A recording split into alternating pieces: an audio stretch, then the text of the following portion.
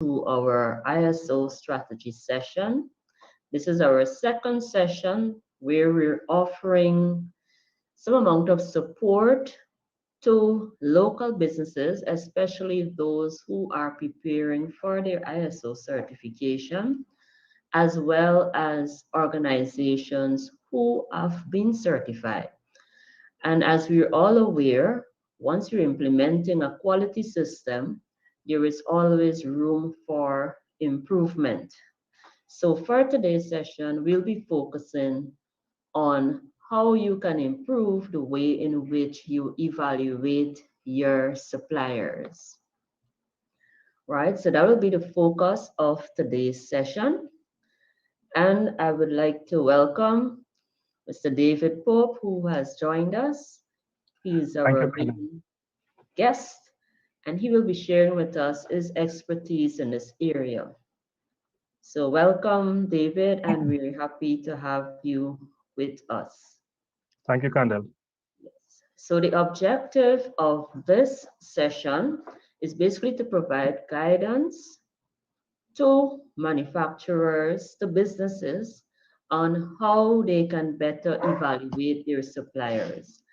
And if we should reference the ISO 9001 standard clause 4, those of you who have a copy of that standard, it will be good if you grab that standard and you go to that clause. It's clause 8.4. And basically, it focuses on controlling your suppliers of products, processes, and services. And I know for a business to operate, we must have suppliers. But in order to ensure that we get value out of those suppliers, there are certain systems we need to put in place. So that is the whole objective of our session today. So before I invite David to give you some perspective on how you can improve on what you're doing, it's good if you have your pen and your paper ready. And I know those persons involved in the procurement process, your quality managers, this session will be very useful for you. Now, we've observed that a number of organizations may not have the quality system. However, they're evaluating suppliers, and all organizations have suppliers, either suppliers of raw materials, suppliers of maintenance services, it may be photocopying services, training services, audit services, inspection services, calibration services, and the list can go on. But what we found is that sometimes we take the performance of our suppliers for granted, meaning that we may start to use a supplier and they've been providing us with the quality of product or service that we would want. And we do not take that time to actually monitor them.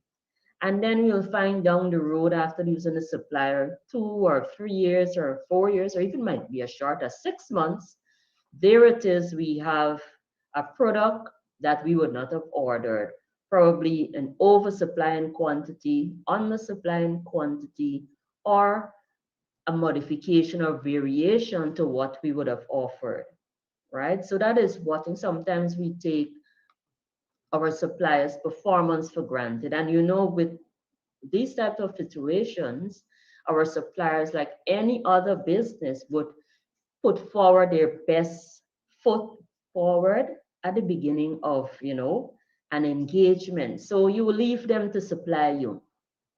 Another thing is that organizations only take action when things go wrong. So after using a supplier, you only say, oh, we need to zero in, we need to start monitoring this particular supplier when something goes wrong.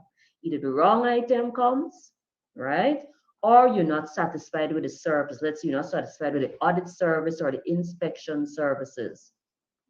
Some organizations do not take time to do the necessary background checks. And what we mean by background checks is actually checking to verify that a supplier, maybe a supplier who's recommended, to see the type of performance, how they are meeting the expectations of other organizations that they've been provided similar products to, in terms of are they on time?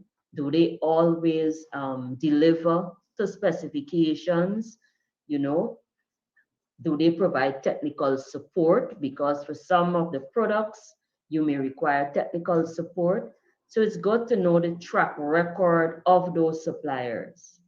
Now, even though suppliers may be recommended to you, by another organization or maybe a colleague in your field, it's also good to do your background check because your needs may be different from the other organization's needs. Even though you may be having similar product or process, your organization is unique and you should take that time to actually evaluate the supply to ensure they can actually give you value for what you would want from them. Sometimes, as organizations, you just evaluate the supplier based on cost of the product or the service or the process, forgetting that in some cases, technical competence, for example, inspection services or calibration services, is essential for the delivery of that service because it can actually have an impact on the accuracy of your product or service that you are delivering to your client. So sometimes it is good to go beyond cost. And David will give us a little more information as we go further into the presentations. And we've also observed that some organizations do not conduct an objective evaluation.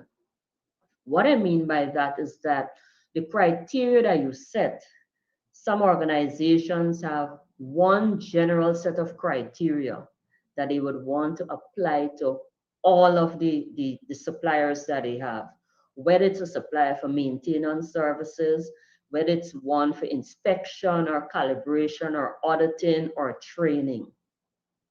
With the unique requirements that you require from each supplier, it's important that your evaluation should also be specific to what exactly you will want from those suppliers so that you can get the true value.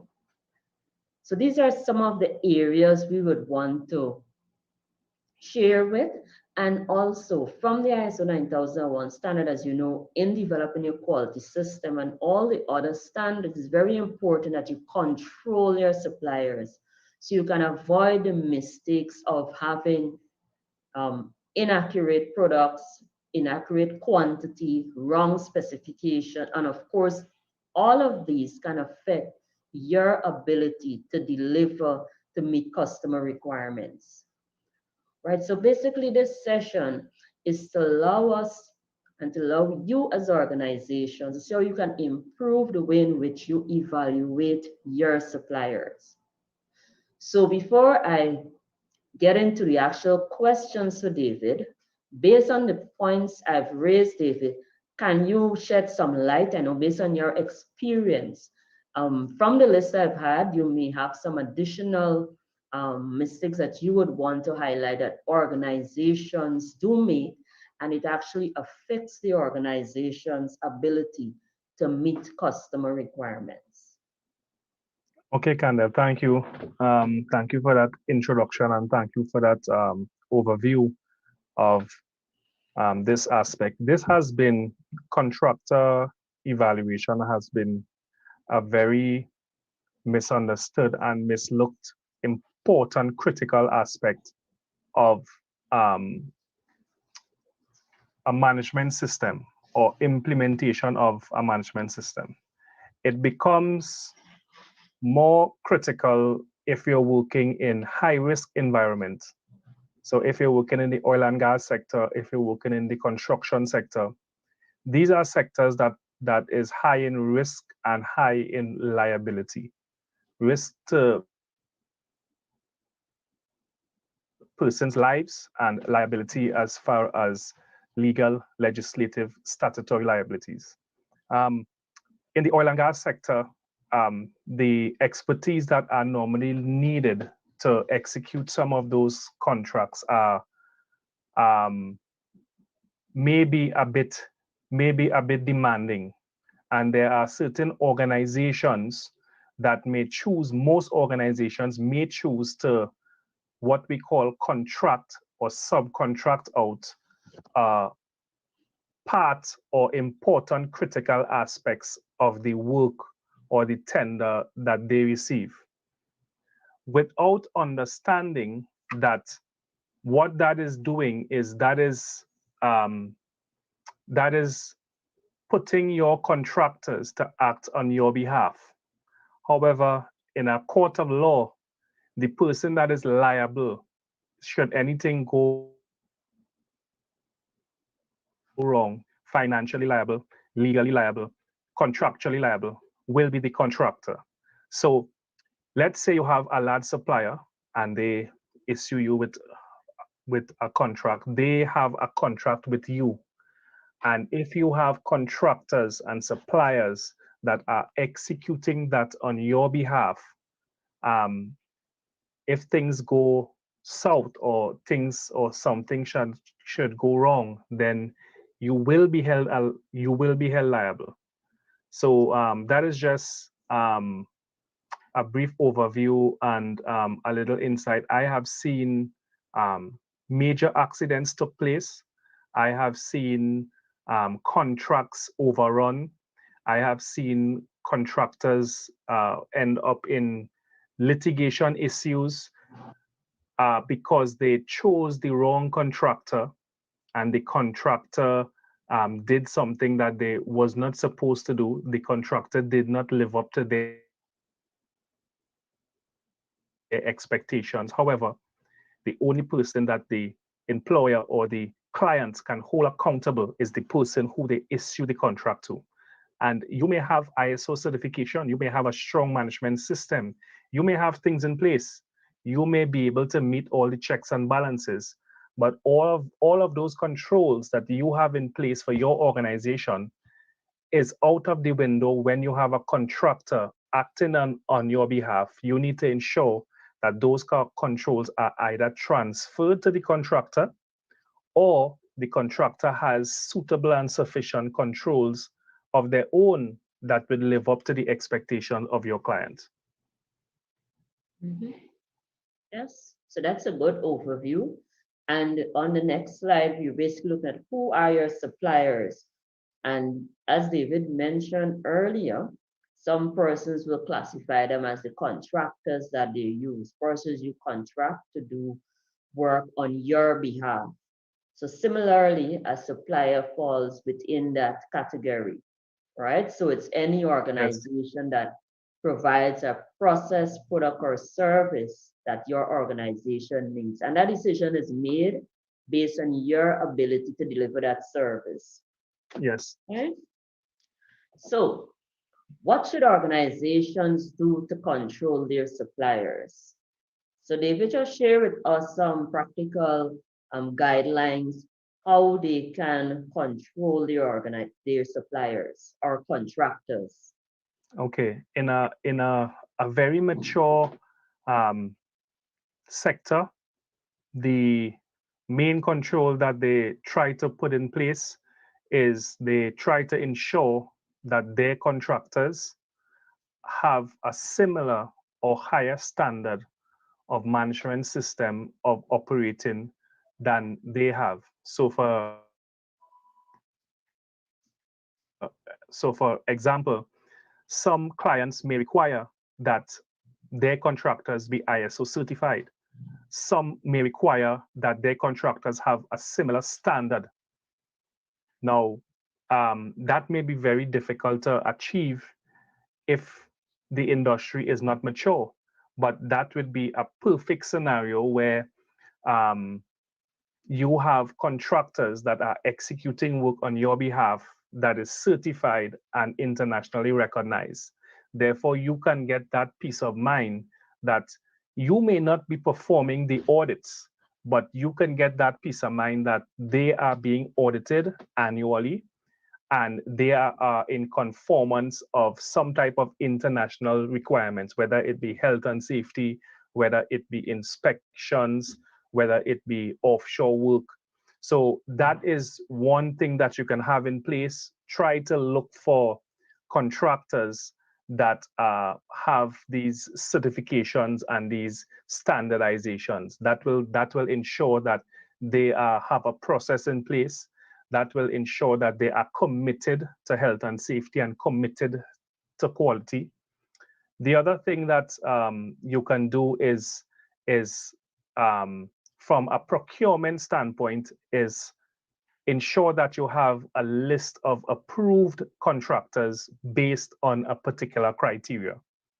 So I would normally recommend that you present to the auditor or you put in place some type of criteria for evaluating and having a database of contractors.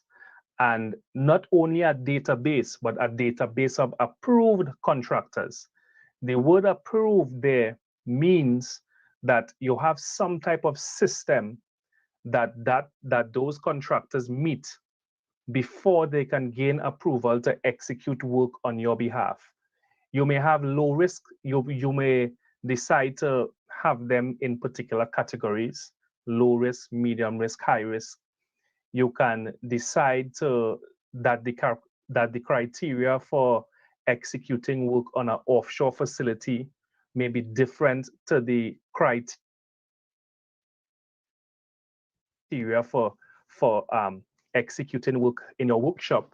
It may be a different criteria for having contractors do service maintenance on your building.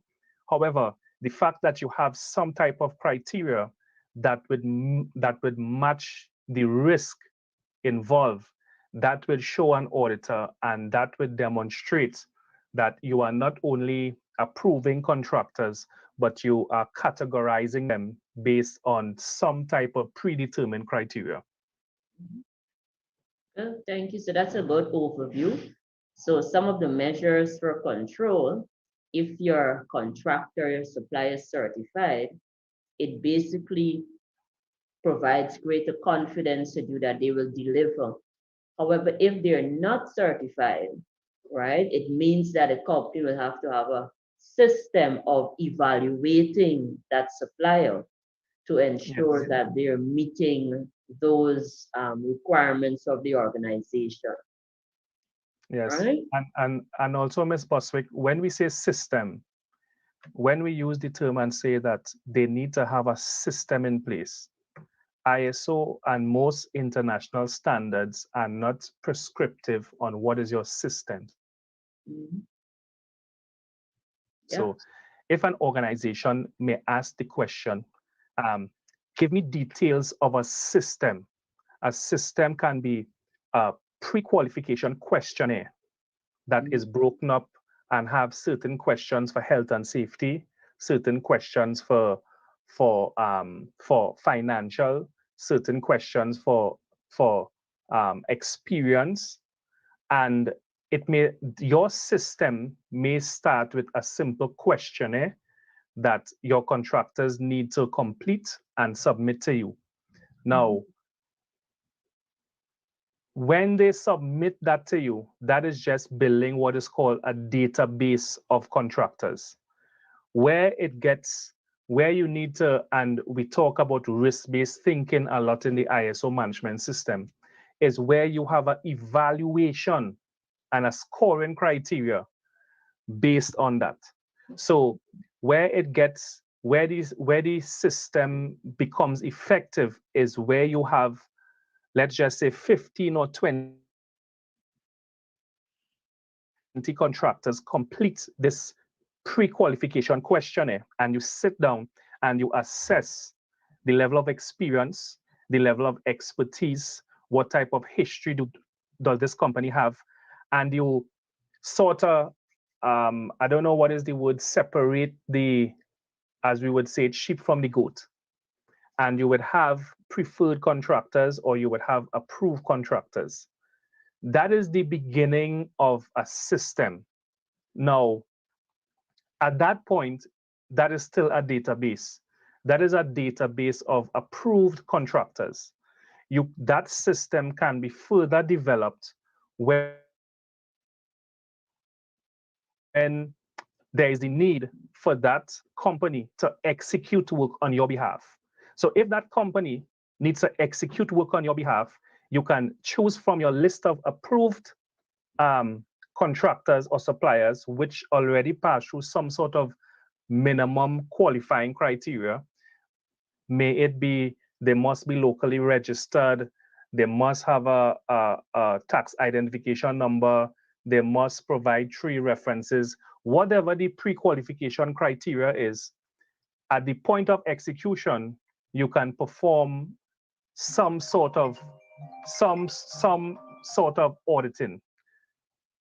The complexity of the audit, there is no requirement for the complexity of audit, but you can create some sort of checklist and do some sort of verification, do some sort of in-depth verification.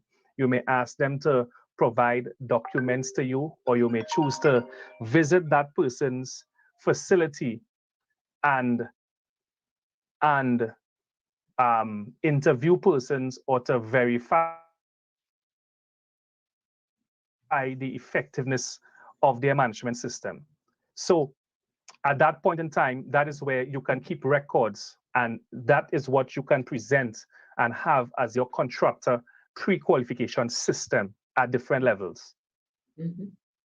Yes, and pre-qualification is very important because at that stage, you're able to actually decide on the potential suppliers that you will use for product or service. So when the time comes for you to actually use them, at least you have a database that you can refer to, right? So that's good Yes. information for the organizations.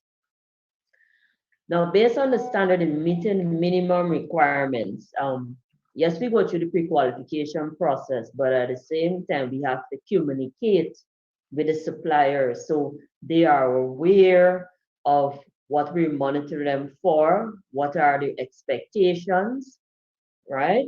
So it's very important that we set out the process as to what we're going to communicate, how we're going to communicate it to them, so they actually know that they're being evaluated for the performance. So would you like to shed some light here, some of the communication strategies that organizations can use with their contractors or with their suppliers? Yes, one of the main number one methods that organizations use is a simple orientation program.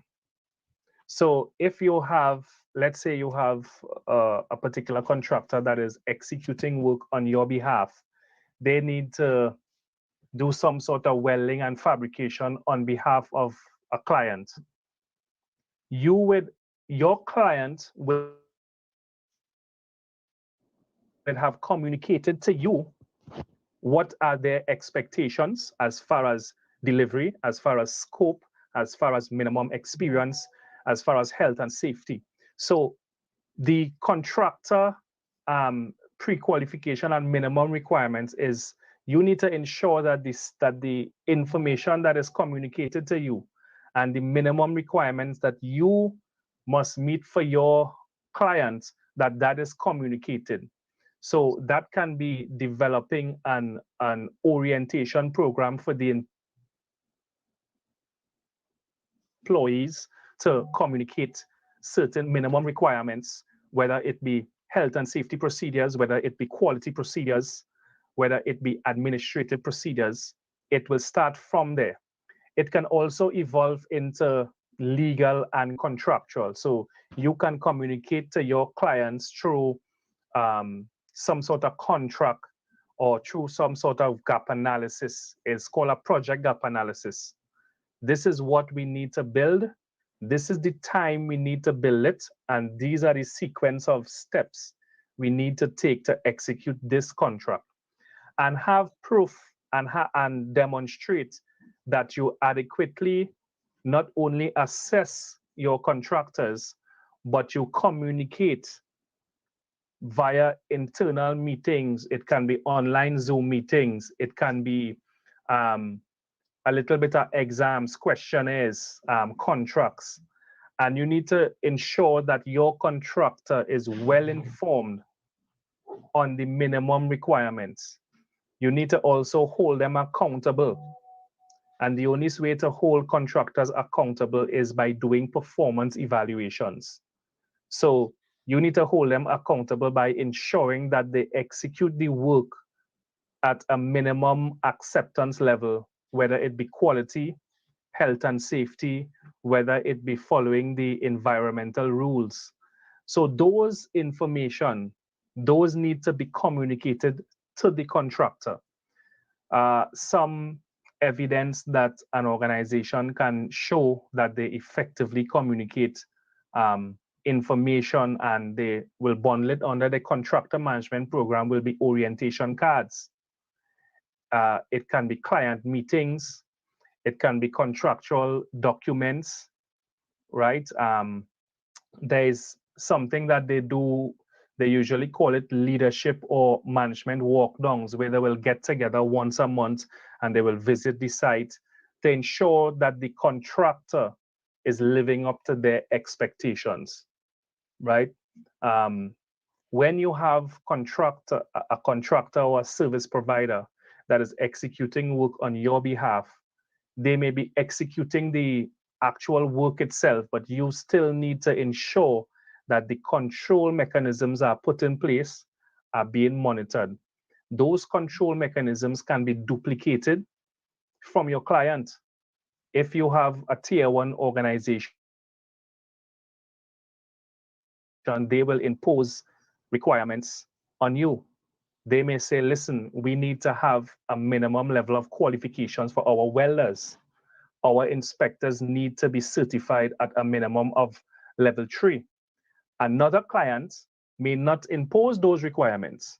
Therefore, you will take those requirements and make that into your minimum requirements or criteria for evaluating and monitoring those contractors. Well, so I hope we are documenting this information, and it's very important that we establish that communication process with your suppliers and your contractors, um, because it's important that there is clarity in what is required in terms of your delivery and your expectations, right? Because with the quality system, remember these contractors, based on what they're hired to do, really will have an impact on your delivery of your product or service to your clients, right? So it's Yes, important, and an important process David mentioned is having a simple orientation process for your contractors. And you can determine how often you want to meet with them, but you just need to establish that form of communication with them. Now, I know some of the organizations might be saying, okay, I have 50 suppliers or I have 100 suppliers. Do I need to evaluate all of these suppliers? And how can I prioritize the suppliers that I have to evaluate? Of course, before you would have learned of the importance of evaluating the suppliers, which is yes, ideal for all of them. But in terms of the standard, when it looks at a risk-based thinking and risk-based approach to the quality system, you can also have that applied here. So I just asked David to delve in here a little. We have some of the critical services that contractors, for example, may be hired to do. I know, for example, some organizations may have, let's say, down to external auditors coming on there to do internal audits for them. But yes, we find that they're not actually evaluating the auditor's ability to do their internal audit. It's like one of the mistakes we would have mentioned. They would take the auditor's performance or experience for granted and not actually interview that auditor to ensure that the auditor will conduct an audit that meets the expectations of the organization. So David, please shed some light to us here now. so yes. So if let's say a case scenario, there is a company that has 100 there's a mix between suppliers and contractors, but they have a database of 100. And they have a small team, but they're executing work on behalf of a large tier one organization in Guyana. As I said, the first thing you need to do is to shortlist your database. Your database of contractors should be firstly shortlisted to a database of approved contractors. What is the difference between the both of them? The both of them is because the approved contractors were already completed some minimum vetting process. The entire 100 may send their company profile, their experience, their qualifications, and you have it filed on the system and you have a database. That is your database. From the time you start to vet those 100 persons or companies and you pass them through some sort of submit your documents, complete this checklist, ensuring that they meet a minimum requirements, then you're going to shortlist those 100.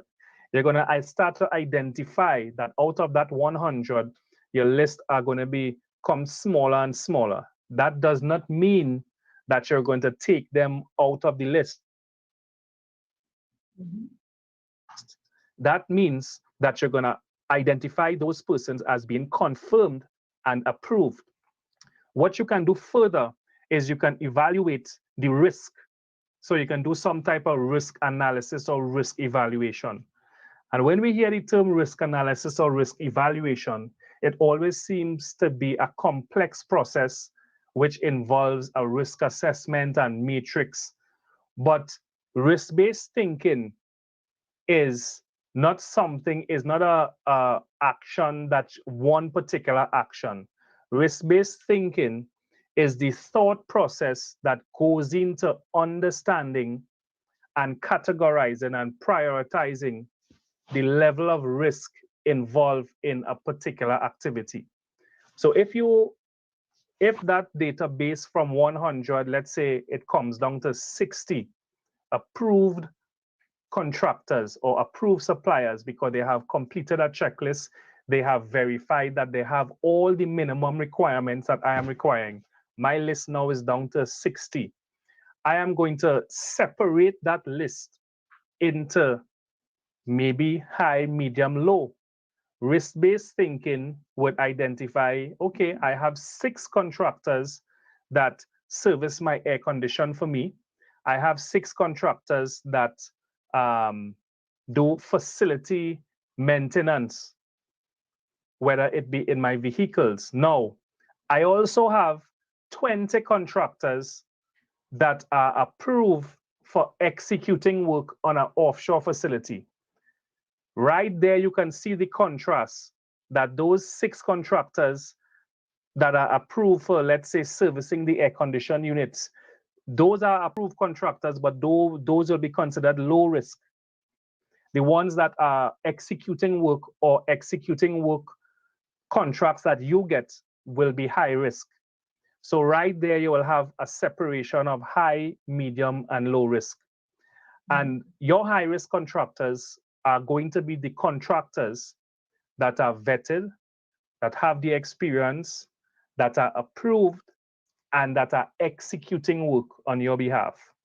You may have 20 or 30 contractors that are pre-qualified, are vetted, but only 5 of them are active in executing work on your behalf. That will be your focus point. Out of the 100 contractors, you have 5 contractors that are executing the high-risk work, the work that you get from your clients. And those are the persons that you would need to monitor. Now, if the contractors that are servicing the air condition units and the vehicles, if they are not vetted, it can still cause disruption, yes. But if the contractors that are executing your deliverables fail to do so, then you can lose out on whatever you need to get. So business continuity is going to be severely disrupted. So you're looking at the approved contractors that are high risk, and then you're going to further zone it down to the contractors that are executing or very likely to execute your high risk contractors. And you can bring that down to a small number, and you can create, let's just say, on-site audits that you'd like to visit these 4 or 5 contractors. The other contractors, what about the medium risk and low risk? The medium risk and low risk, you can create a little survey from Google Docs, and you can send it out to the medium risk and low risk and have them submit documents, have them submit their clients' feedback forms, have them submit their qualifications. So you're still passing all your contractors through some type of process, but there is the risk-based thinking would allow you to pay attention, because you can't physically evaluate 100 of them, but the risk-based thinking would identify 4, 5, 6 contractors that you can focus on, and the other contractors you can put some type of automated process in place where they need to send documents. Maybe you'll have somebody verifying the information that the medium and low risk contractors send. But the high risk contractors, you pay a little more emphasis. You do on-site visits. You pay attention to the client feedback forms that are coming in while your contractors are executing works. You can do some on-site visits, and that is the way that I would monitor and would segment the contractors and the different focus on when should I audit a contractor, or why should I audit a contractor, and what type of audit requirements should I impose on a particular contractor without overwhelming your workforce. Yes, so that is really great information that you are receiving regarding how you can categorize your contractors or your suppliers, and it's based on the type of work they're doing for you. And we've learned that those that are most critical are those that are actually doing work on your behalf. So let's say you're an organization and you're contracting fabricators and welders. They will be critical for that type of operation. So those will be your high risk contractors versus the contractor who is going to do your maintenance services, right? Yes. Because that is not directly related to your product or service, even though it's important to the organization, right? We have our, let's say, suppliers of raw materials. There may be some raw materials that if you do not get the correct specification, it can actually affect the quality and specification of the end product that you're going to make, right? So each organization is different. Each organization is unique. You have different needs based on the product and service that you're providing. So it's very important that your procurement team, your quality team, right, and your production team, they work together so that they can identify, this production will be able to identify these are our critical supplies, these are the critical materials and processes that procurement has to zero in on, and not just put it based on cost or quality, right? But to ensure that they can meet the company specification. That is why it's important that you have that pre-qualification process, because it communicates to the procurement and all who are engaged in the procurement process of what are the expectations of the organization, what you're looking for, right? So that there won't be that miscommunication at the time of hiring contractors or suppliers, because that is basically established, right? If you're an organization where measurements are very critical for your end delivery of product, it's very important to ensure that your items are calibrated, and calibration is done that provides traceability. That's a calibration lab, for example, is accredited or it's compliant to the international standards, right? So I'm hoping that we will use this information shared to improve our process. So just a quick summary before we open for questions. If there are any questions, you can ask us at this time. So you would have learned that it's good to have pre-qualification criteria for your suppliers or contractors. It's good to have an orientation session with them so they're aware of needs and expectations. Because remember, the quality system, one of the key points to ensure that there is that understanding on both areas, understanding each other's needs and expectations. That is why there is need for that communication. So you can have an orientation with your contractors or suppliers. You have a system in place for monitoring their performance. It's preferred if, for example, they are meeting international standards, they may be certified, or like for inspectors, they may be accredited. It provides greater confidence in you that you don't have to put so much controls in place to ensure that they give you value for money and also that your products or services meet requirements.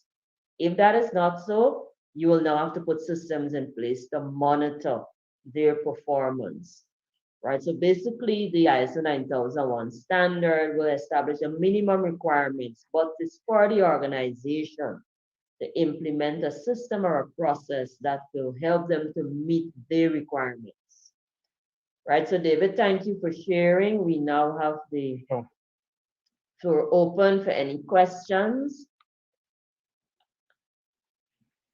I see we have Jerry Dias. Do you have any questions or comments you'd like to share with us at this point based on the information shared? Good afternoon. Good afternoon, everyone. good afternoon. Thank you for the presentation. I really appreciate all the points discussed, and I take note of them. I am from Mercy Hospital, from Okay. the procurement department. Okay. My question is, of late we have been having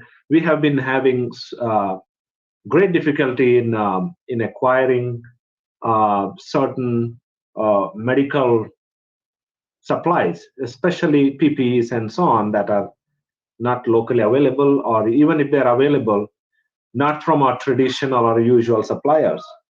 So we had to use kind of agility supply chain method uh, to just not to undermine our usual process of selecting suppliers, but depending on the circumstances, we had to uh, go and look for ad hoc suppliers uh, in this critical time, but this also has raised a serious concern at times by some persons, and this is very, very. I'm being open here so that I get correct feedback from you uh, on this matter.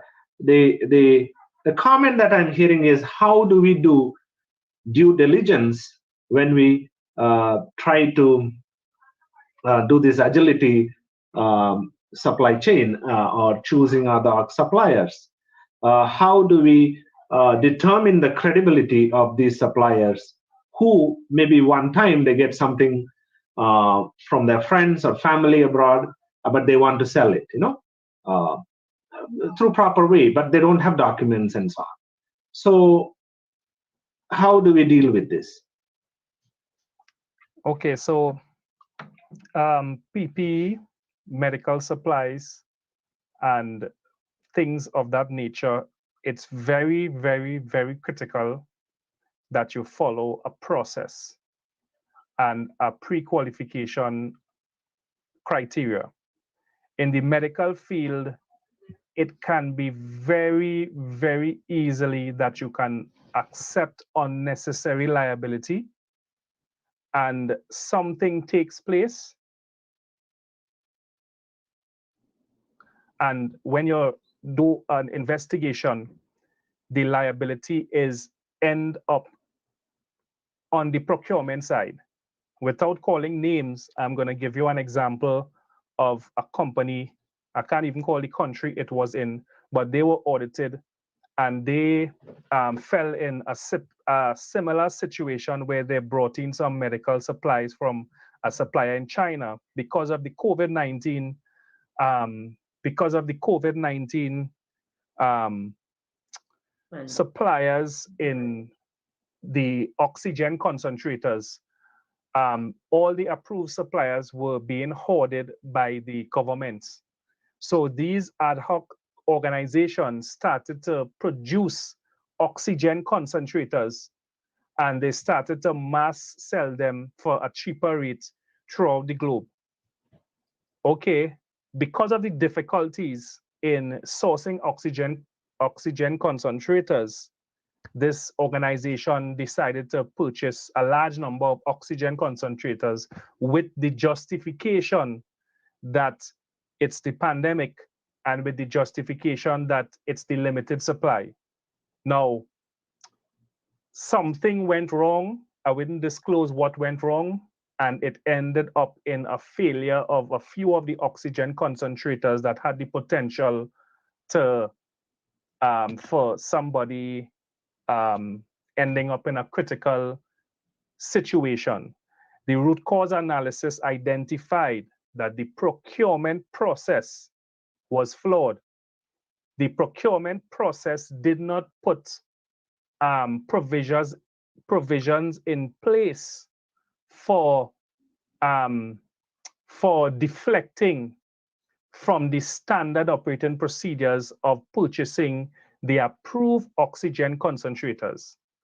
The proper thing for that organization to do was to do some sort of analysis and do some sort of assessment and auditing of those new companies that are providing, have a meeting and have a systematic deviation of the rules based on a criteria and have that recorded.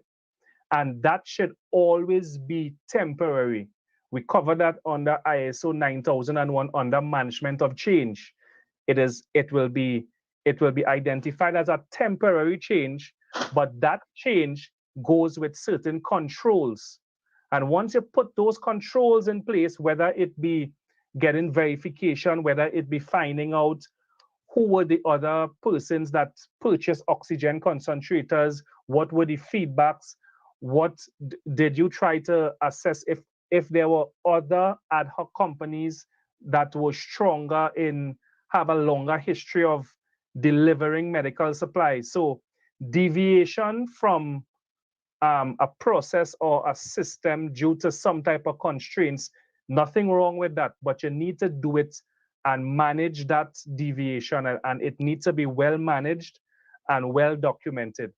Usually procurement, if procurement isn't handled correctly, it may be PPE, it may be hard helmets. There's a certain standard that if you have workers going out on the construction site, that the helmet, the plastic in the helmet, supposed to be have a particular shape and be able to withstand a certain amount of force. And the material that that helmet is made from needs to be of a particular standard. So if your procurement is saying, listen, we are getting this helmet for $2 US less, and if we are purchasing 1,000 helmets, that's 20,000 US we will save by purchasing. That deviation may appear to be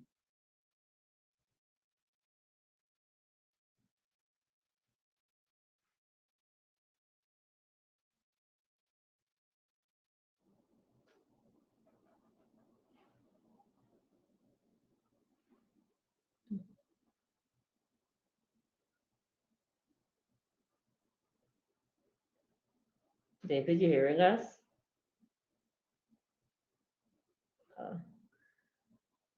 Look like we've lost David for a few minutes. He will be back shortly.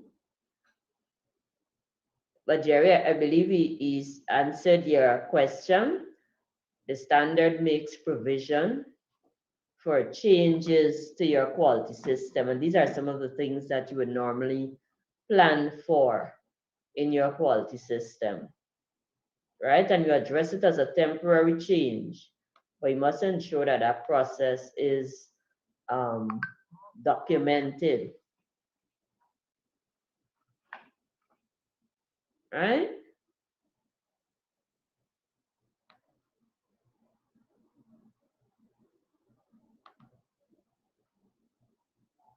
Good.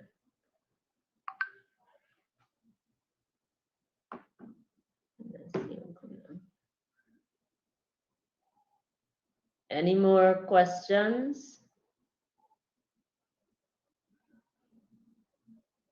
Lana, any question from your end?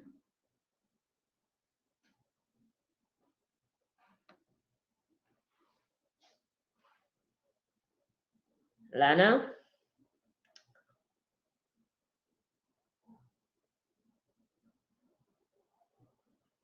Apparently Lana is not hearing us.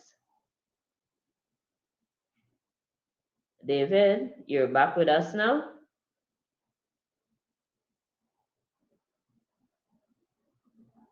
Mhm.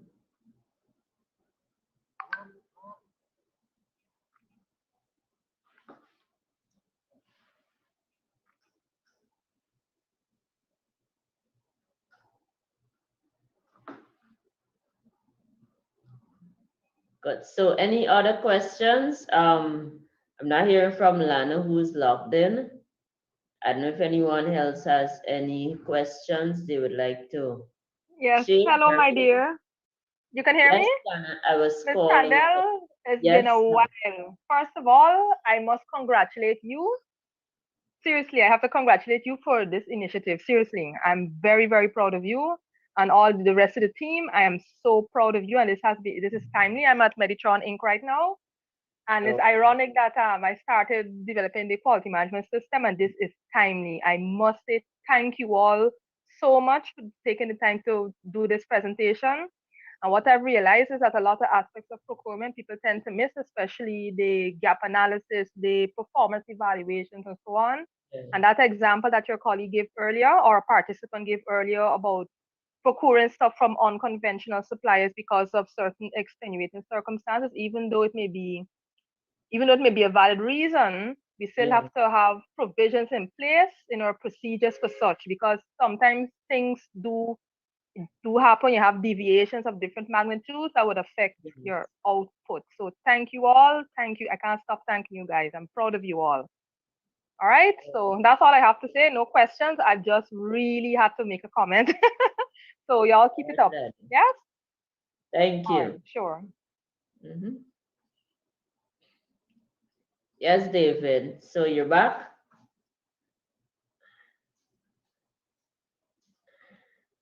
I'm seeing your mic unmuted, but we're not hearing you if you're saying anything.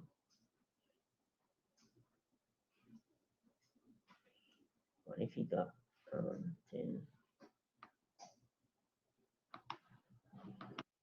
Good. So if there are no what is on, like he's going in and out. So if there are no other questions, drop off again.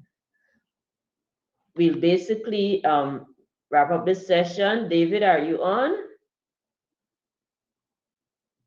If you're having some internet difficulty. Right, if there are no other questions, we just want to thank you for joining us this afternoon. And we trust that the information that was shared will help you to improve the way in which you do your procurement and also how you control your suppliers. And when we say control, it's basically putting a system in place where you can monitor their performance, monitor the level of work that they are doing to you so that you can meet your customer requirements. So I want to thank you, and I will encourage you to keep tuned into Global Compliance Service. We have our monthly sessions. Our next session will deal with corrective actions. I know a number of companies, once you are implementing a quality system and their non-conformities, you would like to know how you can improve that corrective action process. So stay tuned and we will send the communication out so that you will be able to register, or you can encourage another colleague or member within your team to join that session. For the month of July, just to communicate with you, we have our process safety training, and this is a very important training for organizations, especially those who are classified as high risk organizations, especially suppliers within the oil and gas sector. So, process safety is an approach where you'll be able to look at your internal processes to ensure that they're operating safely. And these systems can actually support your ISO 45001 occupational safety and health management system. Process safety focuses on the safety of your operations, while 45001 focuses on the safety of your personnel. And together, the two systems will make your operations more efficient and reduce the incidence of accidents. So, thank you again for joining us. Thank you, David, for tuning in and for sharing your expertise with us. So thank you and do have a good rest of the evening and stay safe until another session. Thank you for tuning into Global Compliance Service, your ISO certification body in Guyana. Thank you and good afternoon.